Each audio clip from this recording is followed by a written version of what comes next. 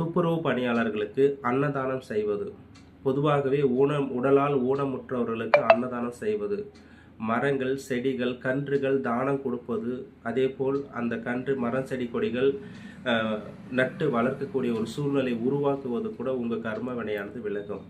ஒரு கோவிலில் ஒரு பொது இடங்களில் ஒரு மர செடிகள் நாளை நட்டு நீங்கள் அது மரம் செடி பல்வேறுபட்ட மனிதர்களுக்கு நிழலாகவும் பல்வேறுபட்ட பட்சி உயிரினங்களுக்கு உணவாகவும் அந்த மரம் தருகின்றது.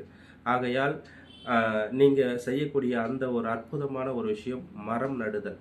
மரம் நட்டால் நாடும் வளம் பெறும், மழை பெறும், மழை பெய்தால் குடும்பம் வளர்ச்சி அடையும், தொழில் வளர்ச்சி அடையும், இந்த நாடே வளர்ச்சி அடையும்.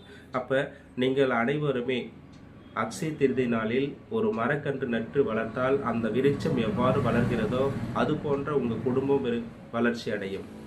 நீங்கள் அனைவருமே இதை பயன்படுத்தி பாருங்கள். ஒரு நபருக்கு ஒரு வீட்டுக்கு ஒரு மரம் வளர்த்தா கூட இன்னைக்கு நாடு செழுமையாக இருக்கும், இந்த பூமி சுத்தப்படும்.